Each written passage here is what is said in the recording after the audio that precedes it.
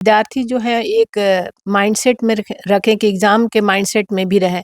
वो चुनाव के साथ-साथ पढ़ाई भी करें। ये पार्टिसिपेट कैसे करेंगे छात्र चुनाव में? इसकी तैयारी कैसे है कि पार्टिसिपेट करने के लिए? चूँकि जब एग्ज़ाम अभी नहीं होंगे, तो बच्चे क्लासेस तो आएँगे नहीं। जब क्लासेस नहीं आएँगे तो प्रचार-प्रसार कैसे करेंगे? अपने विद्यार्थियों के सहयोग से, अपने फैकल्टीज़ मेंबर के सहयोग से कि हमारा ये चुनाव शांतिपूर्ण माहौल में, सौहार्दपूर्ण माहौल में संपन्न होगा। नमस्कार, मेरा नाम है अभिमन्यु कुमार, आप देखना शुरू कर दी है स्वराज पोस्ट। हमारे साथ बातचीत करने के लिए पटना विश्वविद्यालय के वाइस चांसलर नमिता सिंह जी हैं। मैम, चुनाव की तैयारी शुरू हो गई है, अब तो फॉर्म बँटने शुरू हो गए। कैसी तैयारी है चुनाव को लेकर यूनिवर्सिटी के अंदर? चुनाव के लेकर तैयारी दुरुस्त की गई है। जो आज से फॉर्म बँटने शुरू हो गए हैं, जो विद्यार्थी इच्छुक हैं फॉर्म लेने को, वो फॉर्म अपना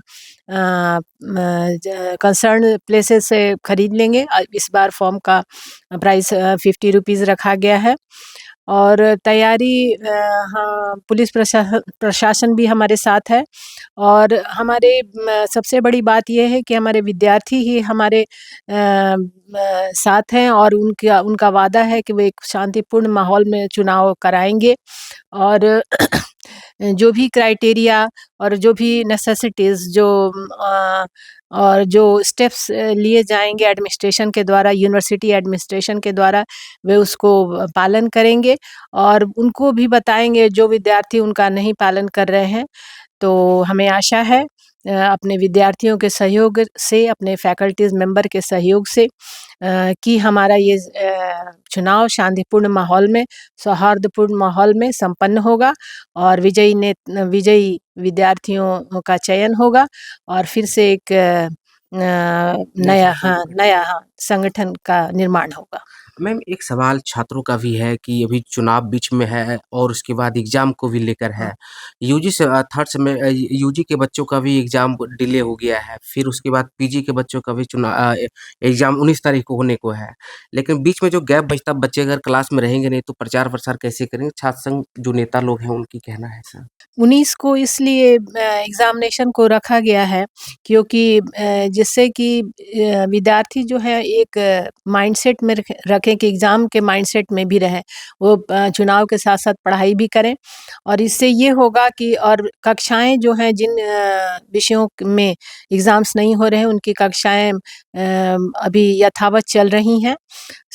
इससे ये होगा कि विद्यार्थी वहाँ भी अपना दोनों तरफ जहाँ पढ़ने वाले विद्यार्थी वहाँ पढ़ेंगे, चुनाव में भी वो साथ-साथ हिस्सा लेंगे।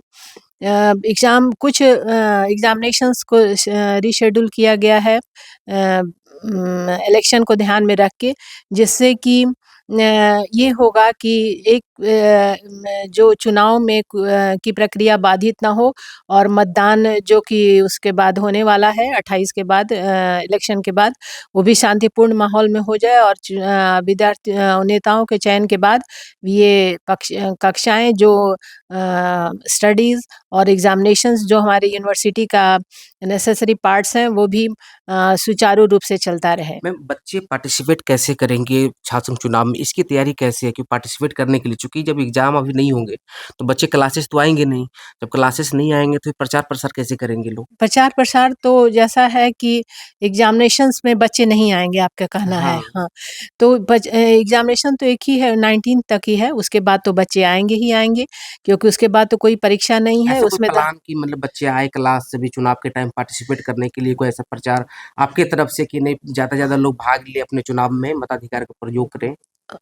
जो पहली परीक्षा हो जाएगी उसके बाद तो वो फ्री हैं, उस दिन तो केवल स्क्रूटिनी है और उसके बाद बच्चे आएँगे ही क्योंकि वो जानते हैं कि हमारे प्रतिनिधि जब हमारे सामने रहेंगे तभी वो अपनी बात को कह सकेंगे।